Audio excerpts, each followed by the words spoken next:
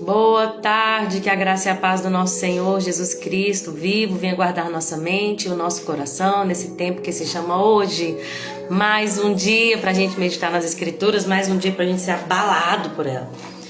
Meu Deus, esses últimos dias tem me abalado. A leitura da palavra tem mexido no meu interior de uma forma, meu Deus, glória a Deus por isso. Ivonete, minha querida, recuperando aí, né? Fica no nome de Jesus em repouso, tá? Faz tudo o que for necessário para sua recuperação ser perfeita, amada. Em nome de Jesus, Deus abençoe, recupere logo e logo, tá bom? Tá bom, amada, tá tudo certo, viu? Vamos meditar hoje no livro de Eclesiastes. Nós vamos meditar, se o Senhor Jesus permitir, nos 6 primeiros capítulos. E aí esses 6 primeiros capítulos a gente vai falar um pouquinho, né? Fazer esse início aí de Eclesiastes, falar o propósito do livro. E eu vou falar um pouquinho daquilo que Deus foi tocando no meu coração também. E eu creio que vai ser bênção, amém? Vamos orar? Senhor Jesus, graças te damos, porque sem ti nada podemos fazer. Tu és a força motriz por trás de todas as coisas, Senhor. É o Senhor quem opera em nós tanto querer quanto realizar. Tudo vem de ti, tudo é para ti, tudo é para a tua glória. Senhor, a tua palavra diz, porque dele, por ele, para ele são todas as coisas. Por isso essa live, Senhor, receba como uma oferta agradável a ti, de um povo que quer conhecer mais de ti. Revela-nos as Escrituras e abala o nosso interior, Senhor, para que nós venhamos viver uma vida diferente, Senhor, transformada a nossa mente, em nome de Jesus. Amém? Vamos começar então. O livro de Eclesiastes, gente, nós vamos falar sobre esse livro. Ele foi escrito por Salomão, né? As pessoas, os teólogos vão entender que Salomão estava aqui no final da vida dele, até pelas coisas que a gente lê, né? Que aí Salomão vai falar das suas realizações, de tudo que ele já teve.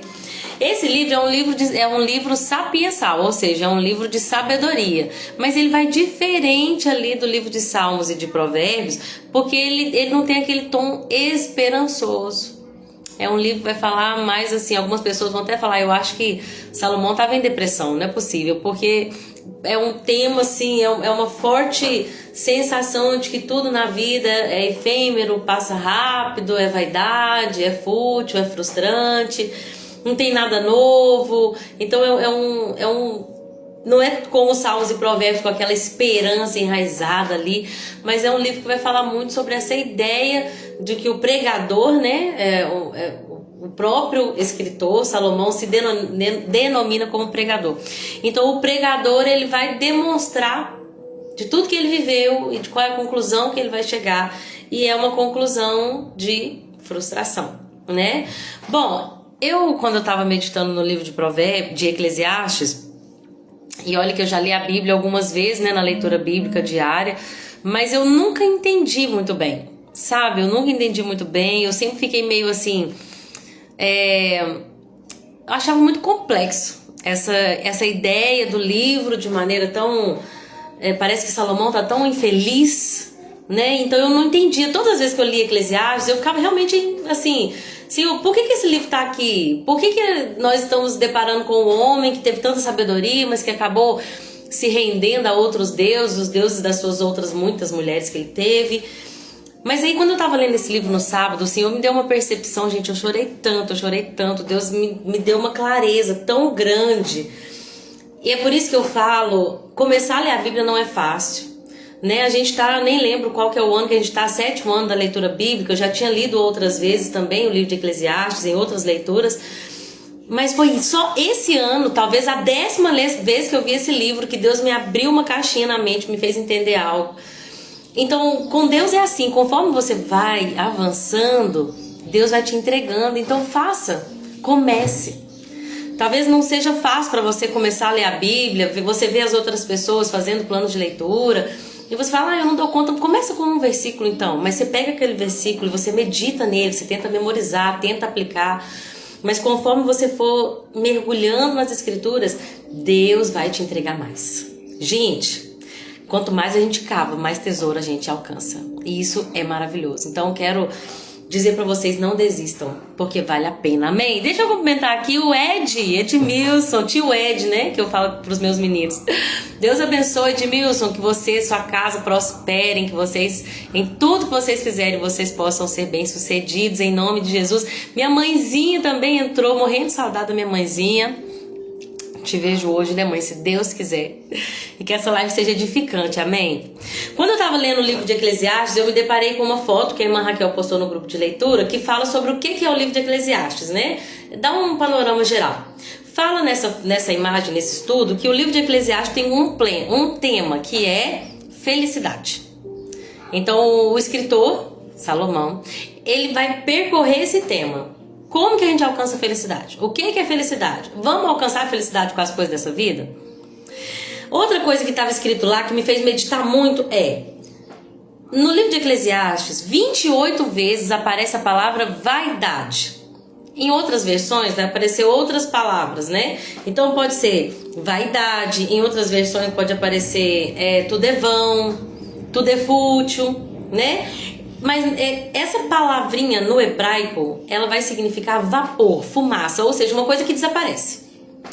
Salomão vai usar na Eclesiastes essa palavrinha 28 vezes, mas tem uma expressão que ele usa mais vezes do que a palavra vaidade, que é debaixo do sol, ou em outras versões, debaixo do céu. 30 vezes Salomão usa essa expressão, debaixo do sol, debaixo do céu. E eu comecei a meditar sobre isso e clamando: Senhor, me ensina, porque como que eu vou falar sobre algo que eu não consigo compreender? E eu sei que a gente nunca vai compreender a Bíblia num todo, porque Deus é infinito, a sua sabedoria é infinita, seus mistérios são infinitos. Mas eu queria entender melhor, até para poder explicar. Então Deus foi colocando algo no meu coração e eu quero compartilhar com vocês, tá bom? Uma das coisas que eu percebi nesse livro é que, mais do que falar vaidade, Salomão, ele fala de coisas debaixo do céu. Ou seja, a perspectiva de Salomão era uma perspectiva terrena. Era tudo terreno. Por que debaixo do céu? Porque ele não estava focado nas coisas que são do alto. Ele estava focado nas coisas da terra. Então esse livro é a perspectiva de um homem que teve tudo o que você imaginasse que um homem desejaria ter. Salomão foi o homem mais rico que teve. Se você pensar naquilo que é melhor vinho, melhores banquetes, melhor conforto, os melhores palácios, ele tinha todo o prazer que qualquer homem poderia desejar. Ele teve mais de 1000 mulheres, né? 300 mulheres, 700 concubinas, ou o oposto. Ele teve 1000 mulheres. E ele teve todo o dinheiro que qualquer homem poderia querer ter. Ele teve fama, ele foi conhecido mundialmente na época dele. Ele teve grandes status, porque a Bíblia diz, ele vai falar assim: olha, eu tive projetos grandiosos, construí casa, construí vinhedo, fiz jardins, fiz parques, construí açudes, comprei escravos, tive escravas, outros nasceram na minha casa, fiz palácios, ele fez o templo. Então ele, olha só, gente, presta atenção. Debaixo da terra, tudo que um homem poderia cobiçar, Salomão tinha. Ele tinha mulheres, tesouros, riqueza, fama, realização. Ele foi conhecido, ele foi honrado. E aí, sabe qual que é a conclusão que ele chega? Que tudo é vaidade. Tudo é aflição de espírito. Tudo é frustração. Eu falei: Deus, por quê? Por que Salomão tinha uma perspectiva de vida tão depressiva? E aí Deus falou comigo no sábado, eu chorei tanto, Deus falou claramente comigo. Tá vendo essa expressão debaixo do céu, ela aparece tanto, porque a perspectiva de Salomão era só a terra. Aí ele vai falar assim: eu fui tão sábio, eu busquei sabedoria, mas no fim, o tolo e o sábio vão pro mesmo lugar, que é debaixo da terra. Por fim, olha, ele fala até destino várias vezes, depois eu vou passar pelos versículos melhor, mas ele fala destino. O homem não é diferente do animal, não, o destino dele é o mesmo. Olha só o que ele fala: os homens e os animais não são diferentes em nada, porque eles têm o mesmo destino, vão pro pó da terra. Eu falei: meu Deus. Aí Deus falou comigo: filha, ele tinha todas as coisas, mas faltava uma coisa, a perspectiva da eternidade. Porque tudo que Salomão estava pensando aqui era na terra. Ele abriu mão de servir ao Deus verdadeiro. O Deus de seu pai Davi, sendo desobediente e se apegando aos deuses das suas mulheres. A Bíblia diz que no final da vida de Salomão, ele abandonou o Deus do pai dele. E ele construiu ídolos e adorou os ídolos de suas mulheres. Então a vida de Salomão, ela estava tão... Ele foi tão sábio, mas ele procurava tanto nas coisas da terra, que aí nós vamos entender o que Eclesiastes quer dizer. É um homem que teve tudo, mas que não foi feliz. Porque nada, gente, presta atenção, nada nessa terra pode suprir o nosso coração. Nada. Tudo é ilusão. Ele fala, nada faz sentido. Ele vai falar sobre a futilidade da vida, vai falar sobre como a vida é efêmera, como que ela passa rápido, como que não traz satisfação verdadeira, porque tudo não é nada novo. Ele fala assim, olha só, eu até escrevi aqui, olha só, nós vamos ver no livro de Eclesiastes qual é a diferença do valor das coisas eternas para as coisas temporais. E aí, quando eu tava vendo esse livro de Eclesiastes, eu coloquei uma música que chama Tudo é Perda. E comecei a meditar nessa canção. E nessa canção fala assim, olha, tudo é perda se eu não tenho a ti. Sabe o que faltava na vida de Salomão? Jesus. Ele tinha tudo, mas ele não tinha Jesus. Porque tudo é perda. Quem não tem Jesus, gente, não tem nada. Hoje, conversando até com a minha mãe sobre uma pessoa que está financeiramente tão bem sucedida, mas que não demonstra tanto prazer, né, mãe? Você falou que reclama ainda. E aí eu falei, mãe, se a pessoa não tem Jesus, mãe, pode ter as maiores riquezas. Ela pode ter bens, ela pode ter realizações, ela pode ser conhecida, ela pode ser famosa, ela pode ganhar presentes, ela pode ter títulos e diplomas, ela pode ter tudo. Mas se você não tem Jesus, você não tem nada. Minha mãe cantava pra mim quando eu era pequenininha, né, mãe? Quem tem Jesus tem tudo, quem não tem nada. Quem tem Jesus tem tudo, não tem medo de nada. E é verdade. Gente, se a gente não tem Jesus, a gente não tem nada. Isso que nós vamos aprender com o livro de Eclesiastes. Debaixo do céu, tudo é frustração. Nada nos satisfaz verdadeiramente como o Senhor, e as coisas são eternas. Quando eu fiquei meditando sobre a vida de Salomão, e com tanto recurso, e com tanta depressão, eu comecei a me lembrar de Paulo. Deus me fez lembrar de Paulo. Vamos ver o oposto? A carta de Paulo aos Filipenses é uma carta que Paulo escreveu em cadeias. Ele estava preso, injustamente. Ele foi preso, sem contar todo o direito que ele tinha.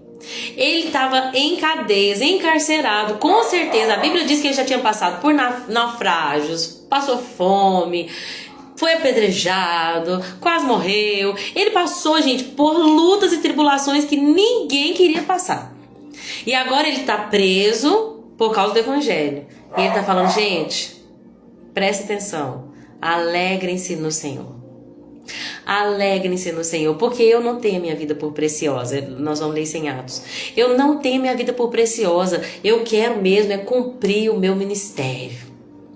Eu quero receber uma coroa que é eterna. Então se alegrem no Senhor. Vocês estão vendo a diferença? De um lado, um homem podre de rico, com tudo que qualquer ser humano queria cobiçar na terra, dizendo que tudo é ilusão, que tudo é vaidade, que nada faz sentido. E de outro lado, nós temos um homem encarcerado que passou fome, tribulação, tristeza, angústia. Vários o deixaram, ele foi rejeitado, ele sofria pelo seu próprio povo, ele sofria pelos gentios, ele sofria perseguição de todos os lados. Ele tinha um espinho na carne que Deus escolheu não tirar para que ele entendesse que a graça de Jesus bastava. E ele está dizendo, alegrem-se no Senhor. Porque para mim o viver é Cristo, morrer é lucro. Olha isso. Vocês estão entendendo? Qual que é a diferença de Salomão e Paulo? Salomão não tinha Jesus. Nesse momento aqui, Salomão viveu todas as coisas, abandonou o Deus de seu pai e viu que a vida era ilusão. E Paulo teve um encontro tão precioso, tão verdadeiro com Jesus, que a perspectiva dele mudou para as coisas dessa terra, para as coisas celestiais. Das coisas dessa terra para as coisas celestiais. E aquilo deu para ele um propósito de vida. Amém? Deu um significado. Jesus Cristo, gente, ele muda o significado da vida. As pessoas estão correndo, a Bíblia fala várias vezes, correr atrás do vento. Deixa eu ver quantas vezes. 9 vezes nós vamos ver correr atrás do vento. Já pensou, já tentou pegar o vento? Imagina que esse mês de agosto, né, venta muito, julho. Imagina você tentando pegar o vento, você vai conseguir? É isso que Salomão está falando, que as coisas dessa vida, debaixo do céu, é como correr atrás do vento. É vaidade, é ilusão e não traz verdadeira satisfação. Amém? Vocês estão entendendo, gente? Cristo muda toda a perspectiva. Jesus Cristo dá um novo senso para a nossa vida, porque nos tira, nos liberta dessa visão física e terrena que nunca vai nos satisfazer e nos joga, né, lança os nossos olhos para o alvo, eternidade com Ele. Amém? Deixa eu cumprimentar aqui a Cacá e a Marília que entraram. Sejam bem-vindas, queridas. Paz do Senhor Jesus. Que Deus abençoe vocês, viu? Boa tarde. Então vamos continuar? Agora eu vou passar um pouquinho sobre alguns versículos, tá? Uma coisa que eu achei interessante é que Salomão fala assim, ó, o vento sopra para o sul, o sol nasce, o sol põe. Ele começou a perceber que a vida dá voltas e mais voltas. E tudo acontece em círculos. O que Salomão está dizendo? Não há nada novo. Nós vamos passando por círculos. Assim como tem a estação outono, inverno, primavera, verão, outono, inverno, primavera, verão. Isso também acontece, né? E desde sempre aconteceu e sempre vai acontecer. Ele está dizendo assim, ó, não tem nada novo debaixo do céu. Vocês já perceberam como que ainda mais nos dias de hoje, a gente sempre quer viver algo novo, a gente quer comer uma coisa nova, a gente quer a nova tendência, a gente quer o novo sabor, o novo aroma, a nova roupa. Por quê? O ser humano ele tá sempre à procura de algo que vai satisfazer. Mas Salomão tá dizendo, deixa eu falar pra vocês, não tem nada novo. Nada novo debaixo do céu. Ou seja, hoje a gente tá aqui e a gente vive a live e de repente a live acabou. Aí amanhã vai ter a live de novo. Vocês entendem? A gente cria expectativas em coisas. Quando a gente vive essas coisas passam e vem outras coisas.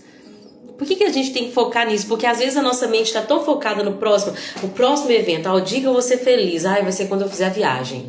E aí eu tô triste até que eu viva a viagem. Aí você vive a viagem, só que ela acaba. Eu fiquei meditando muito no sábado, vendo algumas fotos e analisando o livro de Eclesiastes. A vida da pessoa do mundo, ela é tão triste, gente. A pessoa que não tem Jesus. Porque eles trabalham o meio de semana todo com aquela expectativa de chegar ao final de semana para eles poderem se debruçar nos prazeres, na bebida, na balada, no churrasco, nas coisas que eles colocam toda expectativa. E aí, quando vem o final de semana, muitas das vezes eles ficam ali o sábado, o domingo, naquela coisa de buscar os prazeres, mas aí chega domingo à noite. Uma vez uma pessoa me falou assim, olha, domingo à noite é o dia mais deprimido do ímpio, daquele que não é cristão. Por quê? Porque acabou o final de semana, não foi preenchido pelas coisas desse mundo, e agora ele tem que voltar de novo à rotina para esperar que semana que vem seja melhor. Então a vida da pessoa. Isso acontece também com pessoas dentro da igreja que não encontraram Jesus verdadeiramente e não tem nele a sua verdadeira satisfação. A vida dessa pessoa é o próximo culto. É onde ela vai poder fazer algo, onde ela vai poder se sentir útil, onde ela vai poder, ou no próximo evento que ela vai apresentar, que ela vai se sentir relevante, né? Então isso também é verdade, até no contexto cristão. A verdade do fim de todas essas coisas que eu tô filosofando aqui é Jesus Cristo é a nossa expectativa diária. Amém? Jesus Cristo é a nossa expectativa. Hoje não vai ter culto, hoje não vai ter nada, hoje eu não vou ver ninguém, hoje eu vou ver minha família, não importa. A minha expectativa está em Cristo. E isso me basta. Se Jesus está comigo, então tá tudo bem. Vocês entendem? É isso que Deus quer nos ensinar. Se a nossa expectativa estiver na nossa viagem, no dia que Deus vai me enriquecer, no dia que Deus vai ouvir minha oração, no dia que Deus vai me abençoar, no dia que eu for curado, no dia... Nós ficamos a vida inteira correndo, esperando esse dia, quando hoje já é o dia da nossa alegria, do dia que nós podemos regozijar em Cristo Jesus. Amém? Nós podemos regozijar em Cristo Jesus hoje. Porque pode ser só uma segunda-feira, mas Jesus, se nós o buscarmos, nós o encontraremos. Tira essa ideia da sua mente de procurar só num dia, num evento, em um resultado de oração, a sua alegria. Mas você já tem hoje. E aí eu vou repetir o que Paulo fala, alegrai-vos no Senhor. Outra vez vos digo, alegrai-vos. Amém? Olha esse versículo, versículo 8 do capítulo 1. Não importa quanto vemos, nunca ficamos satisfeitos. Não importa o quanto ouvimos, nunca nos contentamos. Meu Deus! A história simplesmente se repete. O que foi feito antes vai ser feito outra vez. Nada debaixo do sol é novo. Então ele está dizendo... E vocês já perceberam como que é assim? O homem nunca está plenamente satisfeito. O homem sempre quer mais. Se ele alcançou um status, ele quer um status maior. Se ele teve um carro, ele quer um carro melhor. Se ele arrumou a casa, ele agora quer uma reforma maior. Se ele ganhou um elogio, ele quer um elogio maior. Se ele tem um conforto, ele quer um conforto maior. A alma do homem, ela nunca vai ser verdadeiramente satisfeita com as coisas dessa terra. É isso que Salomão está falando. Não importa o quanto ouvimos, não importa o quanto nós vemos, nunca nos satisfazemos, a não ser em Cristo Jesus. Porque Cristo Jesus traz um novo significado para a nossa vida, porque nos coloca em algo que é eterno. E se a Bíblia diz assim, ó, se tudo que você faz para a glória de Deus. A Bíblia diz assim, ó, que Jesus falou o seguinte: se você der um copo de água para um dos pequeninos dele, você vai ser recompensado. Então, se tudo que você faz, as coisas mais simples e que ninguém tá vendo, o seu dia a dia, de uma segunda-feira de verão, se você fez para a glória de Deus, você vai ser recompensado. E aí, sua perspectiva é lá na eternidade. Olha, Deus vai me recompensar por essas vasilhas que eu tô lavando, que ninguém tá vendo, que ninguém tá elogiando, mas eu tô lavando para a glória de Deus, e Ele vai me recompensar. E isso me traz alegria, porque a minha perspectiva não vai estar em mim, mas vai estar nas coisas do alto. Amém?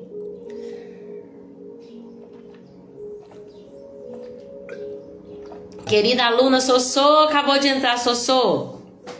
Eu já tô aqui há 25 minutos depois, você volta e vê o início dessa live, porque é muito importante para entender o livro de Eclesiastes, viu?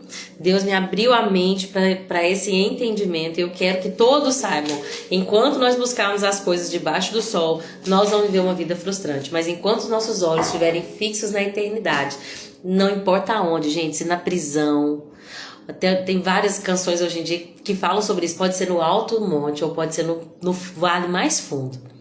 Pode ser entre os príncipes, ou pode ser num poço como Jeremias, jogado e lançado no fundo do poço. Se Jesus for a nossa alegria, se Jesus for o nosso pastor, nós temos tudo o que nós precisamos, e nós temos satisfação plena. Amém? Versículo 12 vai falar assim, ó, 13. Salomão vai falar um pouquinho da sua biografia, né? Ele fala assim, olha, dediquei-me a buscar todo o entendimento e a usar sabedoria para examinar tudo que se faz debaixo do céu, tá vendo? Ele usou a sabedoria dele para saber das coisas da terra. Vocês estão entendendo? Ele começou a falar, porque aí tudo que acontece debaixo do sol não faz sentido, é vaidade, é correr atrás do vento. Ele se dedicou a aprender todas as coisas, mas aí ele descobriu por experiência que procurar essas coisas também é vaidade. Até a sabedoria do mundo é vaidade. Quanto maior a sabedoria, maior a aflição. Quanto maior o conhecimento, maior a tristeza. Isso é interessante, gente, porque de fato, quanto mais a gente sabe das coisas, mais a gente sofre. E isso não quer dizer que nós não vamos buscar sabedoria, amém? Mas isso significa que com o conhecimento vem também responsabilidade. Quando você sabe que alguém precisa de algo e você fica passiva à necessidade daquela pessoa, então agora você já teve uma responsabilidade. Você sabe que alguém está precisando de algo. Se você não se moveu nem em oração, sabe? Às vezes, agora, por exemplo, meu marido, né, na liderança da igreja, a gente sempre fica sabendo de muitas coisas que as pessoas passam. Então, quanto mais Deus abre o nosso entendimento, mais responsabilidade, mais tristeza também a gente passa por saber. Imagina que Deus do alto do céu, Ele vê tudo, gente. Ele vê tudo, Ele vê toda a opressão, toda a iniquidade, toda a justiça torcida. Ele vê toda a maldade, Ele vê o que a gente não vê. E aí a Bíblia diz que quanto maior a sabedoria, maior a aflição. Imagina que Deus abrisse os nossos olhos pra gente ver cada homem mau que agora, nesse momento, está abusando de uma criança. Quanto maior a sabedoria, maior a tristeza. Então nós temos que entender uma coisa. A verdadeira sabedoria, ela está linkada com o propósito. A Bíblia diz aqui, eu li hoje em Eclesiastes, que fala assim, olha, a riqueza e a sabedoria são úteis quando elas são trabalhadas juntas. Você quer que Deus te enriqueça? Não se esqueça. Junto com a riqueza tem que vir a sabedoria para como investir aquela riqueza. Seja para a família, para abençoar pessoas, ou seja para ministério, para missão, para o reino de Deus na terra. Amém? Então, quanto maior a sabedoria, maior também a responsabilidade que uma pessoa carrega.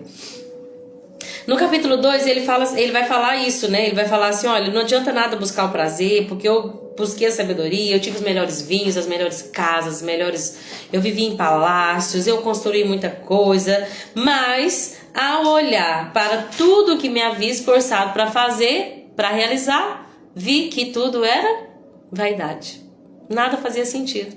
Era correr atrás do vento. Gente, ele era o homem mais importante da época dele. Ele era o homem mais venerado, mais falado, mais famoso, mais rico. Ele tinha as mulheres mais bonitas, o palácio mais bonito, conforto, comida, vinho, prazer, realização, tudo que um homem quisesse ele teve. Mas aí ele fala, mas tudo que eu me esforcei tanto para realizar, nada fazia sentido, era ilusão. Então os nossos olhos têm que estar fixos na eternidade, porque nada nessa vida vai suprir o vazio do nosso coração, que é o quê? Que Deus colocou a eternidade dentro do nosso coração. Ele vai falar isso no capítulo 3, né? Mas vamos continuar. Versículo 12. Versículo 14, ele vai falar aquilo que eu falei, que Salomão fala assim, olha, tanto o sábio quanto o tolo têm o mesmo destino. Olha, eu até marquei aqui, deixa eu mostrar pra vocês. Olha aqui, o mesmo destino. Por quê? Porque o foco de Salomão era o que ia acontecer com o homem na terra. O sábio e o tolo vão para o mesmo lugar. Claro, debaixo do céu. Porque nós sabemos que existe uma eternidade para a nossa alma. O nosso corpo, verdade. A Bíblia diz que o nosso corpo vai para a terra, o espírito volta para Deus e a alma vai ser salva ou não. Então, de fato, ele está dizendo que o tolo e o sábio têm o mesmo destino na terra. Ambos vão para debaixo da terra, né? E aí a Bíblia fala que ele começou a odiar a própria vida e perceber que tudo era frustrante, tudo era vaidade e aflição de espírito.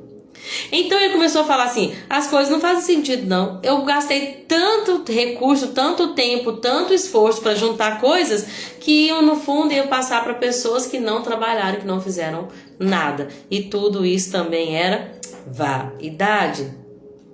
E aí ele continuou falando assim, cheguei a me desesperar e questionei o valor de todo o meu árduo trabalho debaixo do sol. Ele no final do capítulo 2 ele fala, por isso eu concluí que a melhor coisa que um homem pode fazer é desfrutar a comida, a bebida e encontrar satisfação no trabalho. O que Deus falou comigo quando eu li isso? A melhor coisa que um homem pode fazer é desfrutar. O que nós temos agora? Aqui nessa sala eu tenho ar.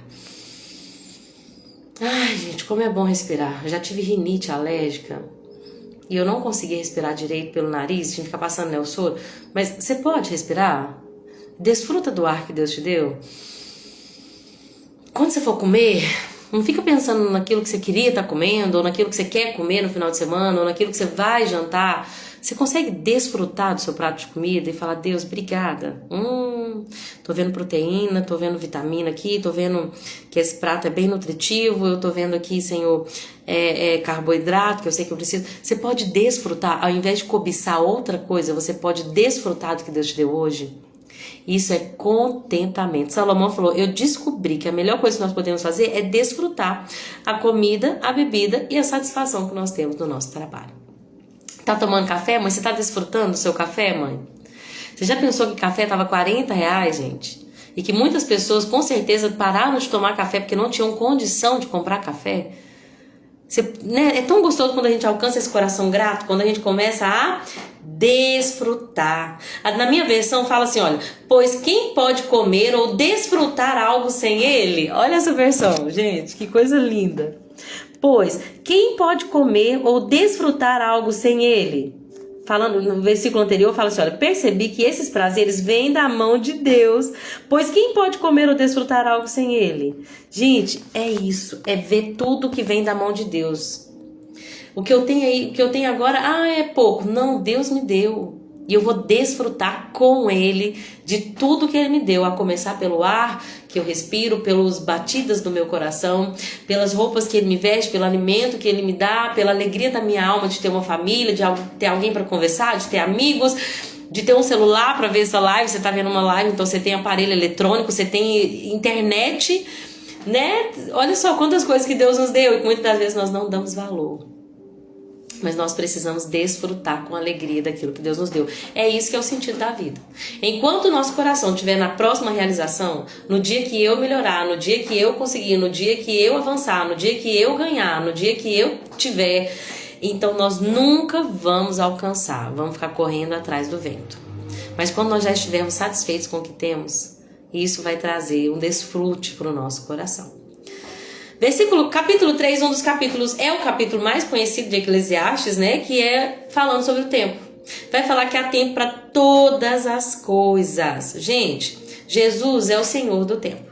Jesus é o Senhor do tempo. A Bíblia diz que na plenitude dos tempos ele veio, ou seja, no tempo mais propício, no tempo ideal para receber um Messias na terra, Jesus veio. A Bíblia diz que várias coisas haviam acontecido, já tinham os profetas, a história já tinha se desenrolado de maneira que o povo estava assim na hora certa de receber o Messias. Por quê? Roma tinha unificado ali, tinha melhorado as estradas, ou seja, para o evangelho correr, agora já era mais seguro, já era mais fácil.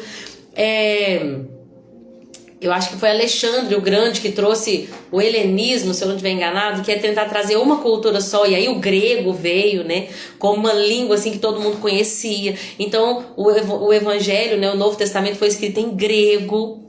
Vocês estão entendendo? Tudo foi encaixando na história perfeitamente, até que veio na plenitude do tempo, no momento ideal, o Messias, porque ele é o Senhor do tempo. Quando eu tava lendo Eclesiastes, eu pensei em Jesus em tudo, tá? Porque Jesus é tudo, gente. Ele é o sentido de tudo. E aí eu comecei a pensar, olha, há tempo de nascer e tempo de morrer. Jesus nasceu no tempo certo e morreu no tempo certo. Ontem eu tava contando para as crianças uma coisa, deixa eu compartilhar porque eu não aguento, né? Eu tava contando para as crianças na salinha a história de Jesus quando ele ficou perdido no templo. A Bíblia diz que quando Jesus tinha 12 anos, eles viajaram, né?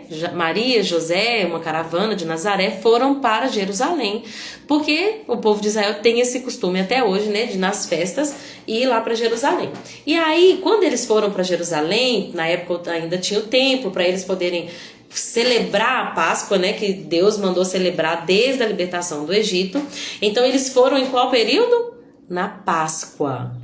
Levaram Jesus na Páscoa para Jerusalém. No dia que eles vieram embora, já um dia de viagem, eles perceberam que Jesus não estava no meio deles. Eles acharam que Jesus estava lá. Sabe quando a gente pensa assim, não, ele está ali. Ele deve estar no meio daquele povo ali, mas ele não estava. Quando eles perceberam que tinham perdido Jesus, imagina os pais que receberam a ordem de Deus de cuidar do Filho de Deus, perceberem que tinham perdido o menino. Imagina o desespero.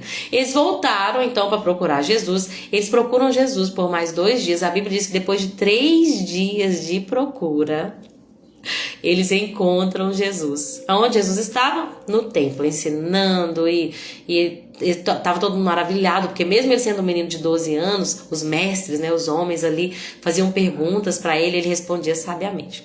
Aí Deus falou comigo assim, gente, presta atenção, que dia que foi que eles foram? Eles foram na Páscoa. Lembra que Jesus morreu na Páscoa?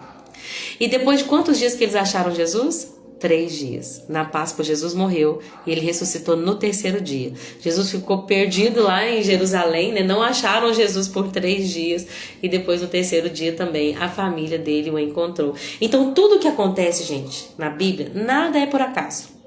Nada e do nada aconteceu isso. Deus, ele tá... Ai, Cecília, que susto! Jesus Cristo! Gente, que susto! Eles tinham saído com o pai e não iam voltar tão longe. Você tá aí o tempo todo? Não, já pus todas as roupas da máquina do varal. Você pôs no varal pra mim, né? Gente... Faz isso nunca mais. Que susto, eu achei que ela tinha saído. Tchau. Então, gente, tchau. Nada da Bíblia é por acaso. Tudo que acontece, cada número, cada tempo, cada estação, cada acontecimento, cada história, tudo que está escrito tem um propósito. E a Bíblia está dizendo isso aqui no capítulo 3, que há um tempo determinado para todas as coisas debaixo do céu. Então há tempo de nascer e tempo de morrer. Jesus nasceu no tempo certo, morreu no tempo certo. Há tempo de plantar e tempo de colher. Jesus plantou sementes como grande semeador e ele também colheu, né, o fruto do seu penoso trabalho. Tempo de matar e tempo de curar, né? Nós vimos que o próprio Jesus foi morto, ele também curou.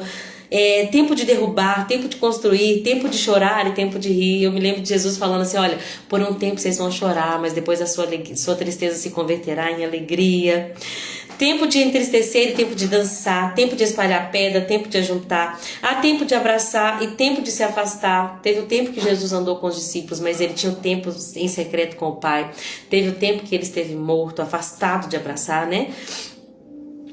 Tempo de procurar e tempo de deixar de buscar, tempo de guardar e tempo de jogar fora, tempo de rasgar e tempo de remendar, tempo de calar e tempo de falar, tempo de amar, tempo de odiar, tempo de guerra e tempo de paz. Isso aqui já vai abranger uma sabedoria prática para nós em todas as coisas. Há tempo para tudo, há um tempo para tudo.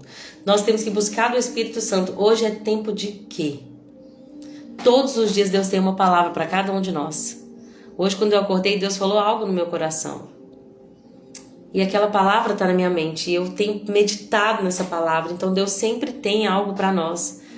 E aí, o segredo do cristão é o mais difícil, porque a gente, às vezes, vai viver na vida e empurrando com a barriga do jeito que a gente já fez antes e já deu certo. Só que os tempos e as estações mudam. Então, o segredo do cristão é buscar do Espírito qual é a minha estação e como eu devo andar nessa estação. O que eu tenho que fazer hoje? Como eu devo agir hoje? Eu estou no tempo de abraçar ou no tempo de apartar? Eu estou no tempo de curar ou no tempo de matar? Eu estou no tempo de ajuntar pedras ou no tempo de espalhar pedras? E é essa comunhão com Deus que vai nos direcionar e nos dar discernimento para o tempo certo. Amém? Esse versículo que eu amo, um dos que eu mais amo na Bíblia, que fala: Deus fez tudo apropriado no seu devido tempo. Deus fez tudo formoso no devido tempo. Quando a gente vive algo que está no tempo certo, imagina que hoje não está um dia frio, imagina que eu estou vestindo um casaco agora de pele ou uma jaqueta de couro e eu não vou estar me sentindo bem, aquilo vai me fazer mal, não vai ser algo prazeroso. Por quê? Porque é uma roupa fora de estação. Imagina que eu tô lá na neve de maiô. O que vai acontecer comigo? Né? Isso sou. Eu amo isso que você fala claramente, que você entende o seu tempo. Eu estou no tempo de aprender. Isso. Às vezes a pessoa tá no tempo de aprender, mas ela já quer ensinar. Calma. Às vezes tá no tempo de fazer, mas Deus falou, não é tempo de fazer. É tempo de parar. Às vezes a pessoa quer falar, mas Deus falou, é tempo de calar. E às vezes o oposto acontece. Já é tempo de ensinar e a pessoa quer aprender. Já é tempo de falar e a pessoa quer se calar. Então, tudo no tempo certo é formoso. A pessoa que desfruta de todos os dons, de tudo que o casamento pode fornecer no casamento, como é precioso. A pessoa que gasta o dinheiro que tem, como é precioso. Não gasta mais do que ganha. A pessoa que fala uma palavra certa na hora certa, como é precioso. Deus fez tudo formoso no seu devido tempo. Não adiante o processo de Deus e nem atrase. Esteja em comunhão com o Espírito, buscando sabedoria para entender qual é o tempo que eu estou vivendo. Tem uma passagem que fala de Jesus, ele viu uma figueira e aquela figueira estava cheia de folhas. E aí quando ele olhou para aquela figueira, ele teve fome. Só que a Bíblia deixa claro que não era tempo de figo. Não era estação de figo. Mas aquela figueira estava tão bonita, estava tão vistosa, cheia de folhas.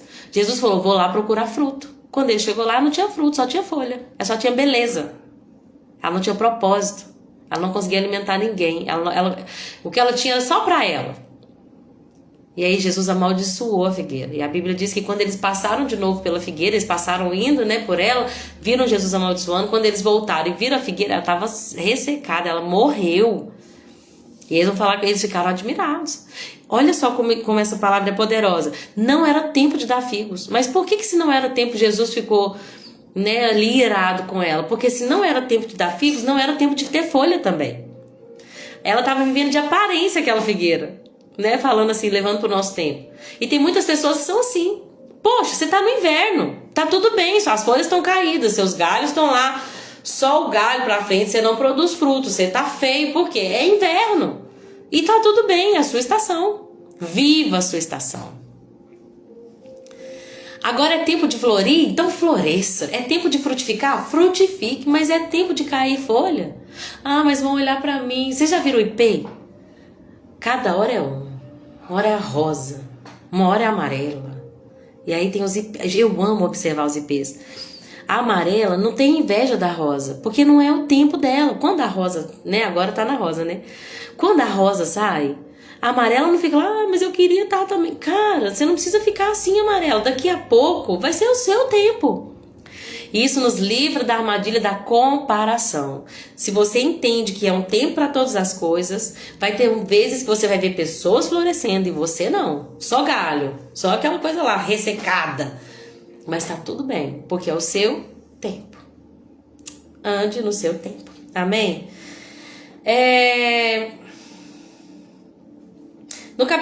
Continuando no capítulo 3, é o que ele vai falar sobre os animais. Versículo 18, ele fala assim, olha, refletir sobre a condição humana, como Deus mostra às pessoas que elas não são melhores que os animais, porque tanto as pessoas quanto os animais têm o mesmo destino.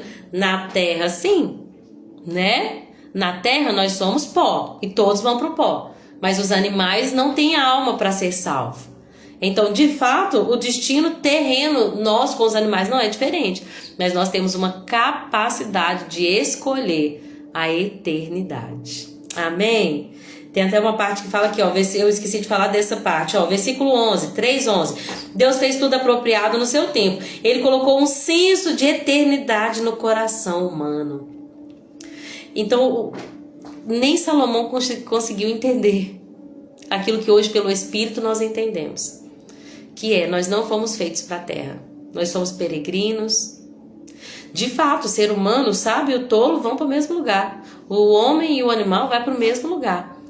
O corpo deles, o nosso corpo. Mas a nossa alma está reservado um lugar para nós que Jesus prometeu em João 14. Eu vou e vou preparar uma morada para vocês.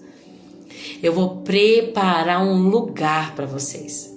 E é nesse lugar que estão as nossas expectativas. Amém?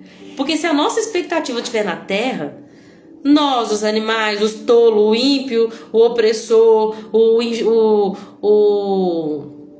inocente, tudo vai para o mesmo lugar. Aí a vida é uma ilusão mesmo. A vida é vaidade. A vida não tem valor, não tem sentido nenhum. Mas aquele que está em Cristo é uma nova criatura. Jesus fez novas todas as coisas, gente. A Bíblia fala que Salomão falou que não há nada novo. Deixa eu explicar, Salomão. Um dia o Filho de Deus veio e ele fez tudo novo. Ele deu um novo senso de eternidade. Ele deu um propósito. Ele deu agora para cada um dos seus filhos. Ele deu um destino. Um propósito. E é isso que Paulo vai falar. Agora eu não tenho a minha vida como preciosa mais. Eu só quero cumprir o meu ministério. Eu quero fazer aquilo que Deus me chamou para fazer. Oi, Ideia, seja bem-vinda, minha amiga querida. Deus abençoe você. É tão bom quando você está aqui com a gente, viu? Cacá disse, eu amo os ipês. Nos mostram a sua beleza e também as suas fases. Assim como nós, há tempo para tudo. É isso, Cacá. Ah, é isso. Vai ter dia, gente, que a gente vai destacar como um ipê rosa. Destacar, vai ser aquela coisa linda, bonita. Vai ter dia que as folhas vão cair. E a gente vai viver outras estações. Desde que as nossas raízes estejam firmadas, vai vir o vento, nós não vamos cair. Vai vir outras estações, nós vamos viver. Ah, mas a nossa raiz tem que estar firmada nele, no Senhor. Enraizados e edificados em Jesus, Paulo vai falar aos Efésios. Ou seja, ele é a nossa raiz, ele é o nosso edifício. A gente cresce para baixo e cresce para cima, né? A gente cresce em profundidade e cresce também edificados, crescendo espiritualmente em Cristo Jesus. Então há um tempo e uma estação para todas as coisas. Se a nossa estação, ano passado, eu estava sem celular, sem internet, sem redes sociais. Eu não sabia de nada que estava acontecendo. Eu me sentia tão deslocada. Parecia que todo mundo sentava, todo mundo sabia o que estava falando. E eu, meu Deus, eu não estou sabendo de nada. E aí esse ano já foi um ano diferente. Agora eu estou fazendo live no Instagram. Que é isso, gente? Então há tempo para todas as coisas, mas tudo no tempo certo é formoso. Glória a Deus. O propósito de Deus é que as pessoas o temam. Salomão vai falar. Então Deus colocou, nos ensinou que há tempo para todas as coisas, colocou um senso de eternidade no nosso coração, e tudo isso para que a gente chegue ao quê? Ao verdadeiro temor, que é o princípio de toda sabedoria, temer a Deus. Capítulo 4 vai falar sobre como Salomão viu a opressão que existe debaixo do sol, a injustiça. Nós vamos ver isso, né? Não faz muito sentido. Aqueles que são inocentes são julgados, os que são culpados são liberados. Já existia injustiça social naquela época e Salomão via muito bem. Mesmo tendo um reino tão pacífico como o dele, ele fala, olha, eu vi a opressão, eu vi a injustiça, os opressores são poderosos, suas vítimas indefesas. Quantas vezes nós falamos de abuso de criança, abuso de menor, nós falamos de abuso de crianças e adolescentes também com deficiência. Nós falamos sobre idosos que sofrem nas mãos de seus cuidadores, ou de seus filhos, ou de onde eles foram colocados. Salomão está dizendo, a opressão acontece debaixo do sol. Os opressores são poderosos, suas vítimas indefesas. Concluí, portanto, que os mortos são mais felizes do que os vivos. Por quê? Porque ele não tinha a esperança da glória. Cristo em vós é a esperança da glória. Amém? Olha esse versículo, gente. Eu fiquei impressionada quando eu li ele ontem. Olha só, 4:4. Então observei que todo esforço e trabalho é motivado pela inveja que as pessoas sentem umas das outras. Todo esforço e todo trabalho, nessa tradução fala isso. Todo esforço e todo trabalho é motivado pela inveja que as pessoas sentem umas das outras. Isso também não faz sentido e é correr atrás do vento. Gente, olha isso. Olha como a Bíblia é tão atual. As pessoas se esforçam e trabalham movidas pela inveja. Porque eles olham o que o outro tem e eles falam, eu não posso ficar para trás. Nós, não vou falar eles, não, nós. Ah, mas o ministério daquela pessoa é tão abençoado, aquela pessoa foi enviada para fazer isso. E aí, às vezes, a gente está trabalhando arduamente, não pela recompensa que Jesus vai nos entregar nas nossas mãos, não pelo galardão. Nós não estamos trabalhando verdadeiramente para glorificar o Pai que está no céu, mas nós muitas das vezes estamos esforçando e trabalhando motivado por inveja. Porque a gente quer o que o outro já alcançou, porque a gente quer ser importante, porque a gente quer ter status, porque a gente quer ter conforto, porque a gente quer... E tudo isso é vaidade, é correr atrás do tempo. O que deve nos mover? O que agrada o coração de Deus? Qual vai ser a minha recompensa se eu ficar com essas crianças aqui? E se eu der aula para elas na salinha de todo o meu coração? Olha, aqui na terra, ninguém vai ver, ninguém vai elogiar. Nós vamos cansar. Nós vamos ver muitas vezes ingratidão. Mas no céu há recompensa. Jesus falou assim, a Bíblia diz assim, olha, seu trabalho não é vão no Senhor. Há galardão. Há um galardão. Agora, enquanto o nosso objetivo é fazer por causa de outras pessoas, movido por inveja e ilusão. Agora, o que a gente faz que é para a glória de Deus, tem recompensa. E é isso que deve nos mover. Amém? Ele fala assim, olha, no 4:6. É melhor ter um punhado com tranquilidade do que 2 punhados com trabalho árduo e correr atrás do tempo. Uau! Cíntia, seja bem-vinda. Quanto tempo não te vejo por aqui, amada? Deus abençoe, viu? Espero que você esteja bem. Nós estamos agora em Eclesiastes 4. Agora o versículo 7 diz assim, olha. Observei outra coisa que não faz sentido debaixo do sol. Ele começa a falar do quê? Do homem que vive sozinho. Gente, deixa eu só falar para quem entrou agora. No início da live eu falei sobre uma perspectiva que Deus me deu sobre o livro de Eclesiastes. Um entendimento sobre aquilo que a perspectiva que Salomão tinha e por que Salomão era tão... parecia que tudo que ele falava era tão deprimente, parecia que tudo para ele era tudo tão pequeno, tudo tão fútil, tudo tão vão. E aí algo que Deus colocou no meu coração sobre a diferença de Salomão, que tinha tudo que um homem poderia querer, para Paulo, que estava encarcerado, que estava ali passando necessidades muitas das vezes, necessitando de ajuda da igreja para permanecer. Ele tinha passado por naufrágios, por dores, por sofrimentos, quase mortes, apedrejamentos, perseguições, mas ele tinha alegria no Senhor. E Salomão, que tinha tudo, falando assim, no fim percebi que nada fazia sentido, que tudo era frustração, aflição de espírito, tudo é vaidade. E mesmo ele tendo tudo, ele não tinha alegria plena. E aí do outro lado nós vemos um homem que não tinha nada, mas que era plenamente feliz em quem? Em Cristo Jesus. Então essa é a grande diferença. A perspectiva de Salomão era debaixo do sol.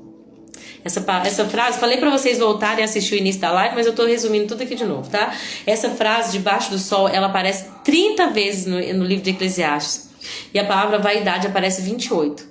Então, qual que é a ideia? Salomão está com a sua perspectiva nas coisas da terra. E ele está dizendo, olhando aqui para a terra, gente, nada faz sentido. Tudo é vaidade. Tudo é frustração, é aflição de espírito.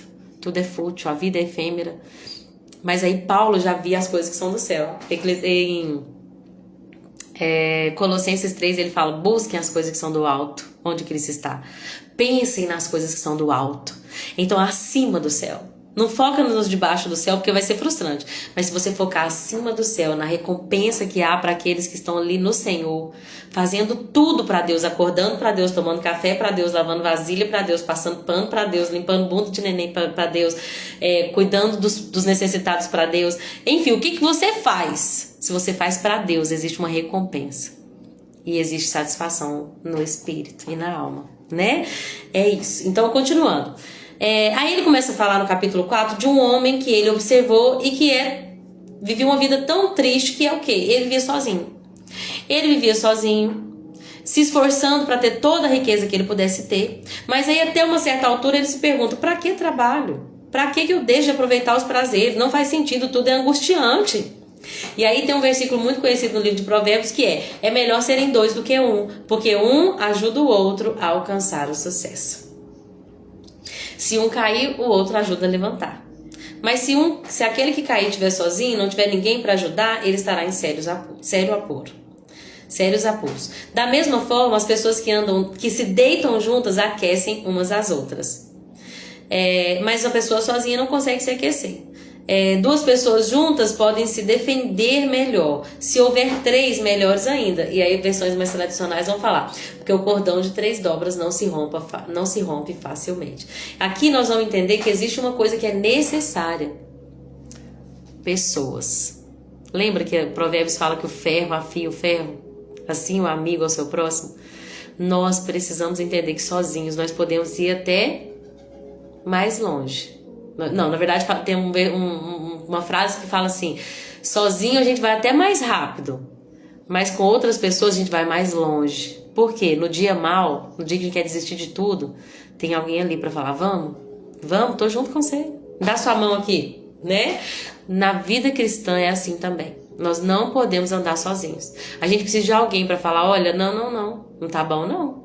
Você já foi diferente. Você já buscou mais a Deus. Você não era de falar essas coisas, não. O que tá acontecendo? Você tá sumida da igreja. Esses dias eu cheguei pra uma irmã e falei, olha, você tá muito sumida. Você tá lendo a Bíblia? Eu tenho muita intimidade com ela. Ela abriu a Bíblia e falou, tô lendo, tô em 1 João e tal. Eu falei, você não some não, porque nós precisamos de uns dos outros. Nós precisamos de pessoas falando pra gente. Quando a gente tá com o pensamento todo errado, Deus usa pessoas pra falar assim, olha, você tá tudo errado, minha filha. O que você tá pensando? Você está pensando em desistir de tudo? Precisamos um do outro, porque quando um cai, o outro levanta. Em dias maus, nós precisamos demais de pessoas para orar por nós, para nos aconselhar, para nos abraçar. Às vezes não vão falar nada. Lembra dos amigos de Jó? Mesmo que eles não foram perfeitos, eles tiveram perspectiva errada lá, 7 dias eles ficaram sem falar nada. Só para consolar Jó com a sua presença. Então nós precisamos de pessoas. Não adianta pensar. Hoje em dia essa febre dos desigrejados, né? Igreja. Desigrejados. Essa febre de pessoas que é melhor porque eu não vou ficar ofendido, é melhor ficar sozinho do que eu passar raiva. Mas sozinho a gente não alcança, porque nós somos um corpo, né? Jesus é o cabeça e uma mão lava a outra, né?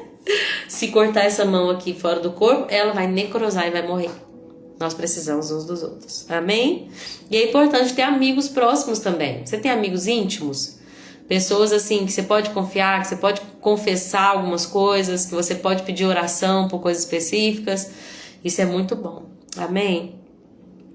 Capítulo 5, ele vai falar algumas coisas bem interessantes, principalmente no início, sobre o falar, que nós aprendemos tanto em Provérbios, né? Eu vou ler na versão mais antiga, porque eu gosto mais. Fala assim, olha esse inicinho, gente, que coisa. Guarda o teu pé quando entrares na casa de Deus, porque chegar-se para ouvir é melhor do que oferecer sacrifício de tolo. Pois não sabem que fazem mal. Não te precipites com a tua boca, nem teu coração se apresse a pronunciar palavra alguma diante de Deus, porque Deus está no céu e você está na terra. Assim sejam poucas as tuas palavras, ou seja, não fale precipitadamente, não fale por emoção. Pense antes de falar. Nós falamos tanto disso, né, em Provérbios. Aqui vai falar muito sobre o voto do tolo, né, no início do capítulo 5. Se você não vai cumprir, ou se você acha que não vai conseguir, não faça o voto. Versículo 5. É melhor que não faças o voto do que votares e não cumprires. Versículo 6. Não consintas que a sua boca faça pecar a tua carne. Olha como a nossa língua pode fazer com que todo o corpo peque. Nem diga ao anjo que foi erro. Deixa eu passar essa parte. Porque como na multidão dos sonhos há vaidade, assim também nas muitas palavras há vaidade. Mas tu teme a Deus. Uau! Então, vigiar naquilo que a gente fala. Hoje, até coloquei lá no Instagram, né, que eu coloquei a gente brincando com a Cecília, e falei, olha, não se engane, já teve briga, já fiquei estressada, já errei como mãe. Teve uma hora que a Cecília ficou muito nervosa e ela xingou o irmão dela. Mas você é burro! Você é burro! Você é o irmão mais chato do mundo! Você... Aquela coisa, né? E aí, depois que eu acalmei, porque na hora eu fiquei nervosa com essas brigaiadas, gente, eles estão numa fase, meu Deus. E aí eu chamei ela no quarto e falei com ela, filha, cuidado com o que você fala na hora da raiva. Você pode perder muitas amizades por ofender pessoas simplesmente porque você está virado naquele momento, não se controlou. Então nós temos que aprender a falar na hora certa, a falar, porque o falar sem pensar pode romper muitas amizades. Amém? Aí, versículo, deixa eu ver se eu posso saltar aqui. Versículo 10 fala sobre as riquezas. Olha só, 5:10. Quem ama o dinheiro nunca terá o suficiente. Quem ama a riqueza nunca se satisfará com o que ganha. Não faz sentido viver desse modo. É uma alma insaciável. Se eu tenho 100 reais, pra mim não tá bom, que eu quero 1.000. Mas a pessoa que tem 1.000, ela não se contenta porque ela quer 10.000. Porque a pessoa que 10.000, ela quer 100.000. E a pessoa que tem 100.000 quer chegar no 1 milhão. Porque o sonho dela é chegar no 1 milhão. A pessoa que tem 1 milhão, ela quer alcançar os 10 milhões. Então, a Bíblia está dizendo, quanto mais você tem, você nunca vai se satisfazer com o que ganha. Quem ama o dinheiro nunca terá o suficiente. E Jesus já disse que o maior mal de toda a humanidade, de toda a vida, de toda a terra, é o princípio de todos os males, é o amor ao dinheiro. Então não é que Deus não vai nos dar recursos, mas se aumentares as tuas riquezas, disse o salmista, não ponhais nela o vosso coração. E uma coisa que é interessante é que ele fala assim, olha, quanto mais você tem, mais tem pessoas que vão te ajudar a gastar. E a vida do rico, ela é assim, porque você tem uma casa e aí você consegue manter. Mas se você quiser uma casa muito maior, aí você tem que ter mais empregados. E aí agora você tem que manter outras pessoas. E agora você tem que pagar uma segurança, né? Você tem que pagar para um alarme, pagar para uma pessoa que vai observar, uma pessoa... Enfim, quanto mais as riquezas aumentam, mais coisas você vai ter que gastar por causa daquela riqueza. E aí Salomão vai falar assim, olha, quem trabalha com dedicação dorme bem, mas o rico não consegue dormir, preocupado de perder as suas riquezas. Então, gente, se as nossas riquezas aumentarem, não ponha nela o coração, porque tudo é vaidade. Um versículo interessante é o versículo 15, que fala, todos nós chegamos ao fim da vida nus e de mãos vazias, como no dia que nascemos, né? Então a Bíblia também vai confirmar isso lá em Provérbios, do jeito que a gente veio, a gente vai voltar. Não vamos levar diamante para o céu, não vamos levar ouro, não vamos levar prata, não vamos levar dinheiro, não vamos levar nada. Então não ame as riquezas, porque tudo isso é vaidade. A Dona Piedade entrou, eu nem cumprimentei. A Michele tá aqui também, mãe e filha, que bênção, gente. Deus abençoe vocês, viu? Nós estamos meditando em Eclesiastes. Eu vou falar só mais vocês pra gente poder terminar, que já passou de 3 horas, né, gente? Deixa eu só comentar uma coisa com vocês. Vocês viram quem morreu ontem? A Preta Gil veio a falecer. E que Deus conforte cada um que está sofrendo essa perda. Mas analisando essa situação, Salomão fala assim, olha, versículo 16 do 5. Isso também é um grande mal. As pessoas vão embora desse mundo como vieram. Todo o seu esforço é inútil. É como trabalhar para o vento. Passam a vida sob uma nuvem escura de frustração, doença e indignação. Quando eu li esse versículo, eu lembrei da Preta Gil. Porque... Deixa eu só pular aqui, gente, perdão. Porque ela tinha recursos, né, gente? Ela tinha recursos. Ela tinha recursos financeiros, mas a doença não impediu de que ela voltasse, né, para a terra sem nada. Da jeito que a gente veio, a gente vai voltar. Do pó viemos e ao pó retornaremos. Ela tinha tanto recurso que ela foi enviada para os Estados Unidos, né? E aí ela foi para o lugar onde tem a maior tecnologia, aonde o padrão ali de saúde é o mais elevado, e ela estava fazendo testes experimentais, mas não foi suficiente. Nem todo o dinheiro que ela tinha, nem todo o recurso, nem todas as conexões que ela fez por ser famosa conseguiram manter a vida dela, porque só Deus dá a vida e só Ele pode te definir o dia que a pessoa vai morrer.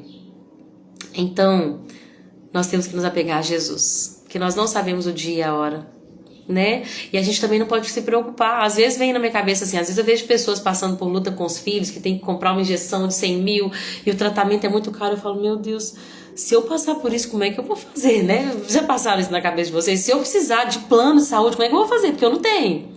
Se eu precisar de recurso agora por causa de algum problema de saúde, como é que vai fazer? Porque eu não tenho. Mas, gente, mesmo os que têm, no fim, é o Senhor quem define se a pessoa vai ser curada ou não. No fim, é Deus quem dá a última palavra. E não estou dizendo que a gente é pobre e Deus vai nos dar a cura. Não, pode ser que nós venhamos passar por perdas. Mas a nossa expectativa não está nessa terra. Ainda que nós venhamos passar por tristeza, por morte, por doença, Deus é o nosso refúgio. Existe uma esperança eterna em Cristo Jesus. Não podemos considerar a nossa vida como preciosa. Amém? Já morremos com Cristo. Precisamos aguardar o dia que vamos ressuscitar com Ele. Então, tudo é vaidade. Não, e olha só. A gente saiu lá do bairro que a gente morava, né, no Cores de Minas, e veio pro Padre Libério, obedecendo uma ordem do Senhor com muita alegria. E Ele nos surpreende tanto, gente. Tá tão bom aqui. Hoje a Cecília estava com dor de dente, vocês viram, né? E aí eu levei ela... O Edmundo abriu uma nova padaria aqui pertinho de casa, e ele foi na padaria.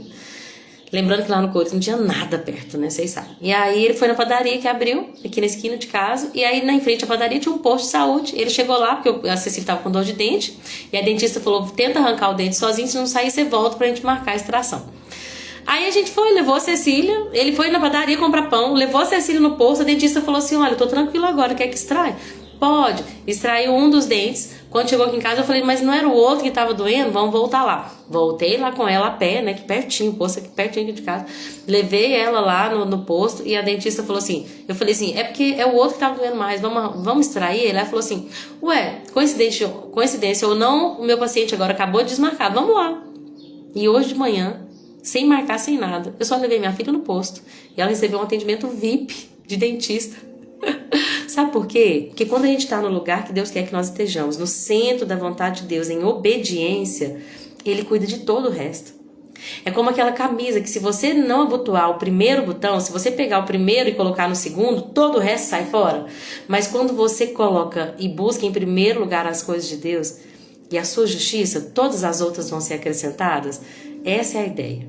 Não quer dizer que vai dar tudo certo, que vai ser tudo mar de rosa, mas até o que for ruim, Deus vai convergir para o bem daqueles que eu amo. Amém? É isso. O capítulo 6 acaba que eu nem marquei muitas coisas, porque eu vou deixar para... Eu estudei mais o 7º aqui. O 6º é basicamente falando também sobre uma vantagem que o sábio tem sobre o tolo ou não. Eu falo de inutilidade, futilidade e vaidade. E amanhã a gente continua do 7 até o 12. Terminamos Eclesiastes amanhã. E aí na quarta a gente faz Cantares. Eu sei que eu tô atrasado, não precisa me falar, tá? Não precisa me xingar. Vai dar certo. Uma hora e a gente adianta. Eu quero agradecer vocês. Gente, passa tão rápido, né? Passa pra mim, pelo menos passa. Obrigada, viu, pela companhia de vocês. Que Deus abençoe vocês grandiosamente. Que todos nós estejamos com expectativa no céu. Amém? Todos nós. Porque se a nossa expectativa estiver nessa vida, nós somos tão miseráveis. É isso que Jesus falou, né? Tudo, gente. Nossa, é muito lindo as coisas espirituais. Olha o que Jesus falou. Se nós esperamos em Cristo apenas nessa vida, somos os mais miseráveis de todos os homens. Se Salomão, não tendo Jesus, ele aproveitou de todas as coisas e quis todas as coisas somente para essa vida, então Salomão, por mais rico que você fosse, você foi o mais miserável de todos, porque não alcançou a eternidade e não foi fiel até o fim, né?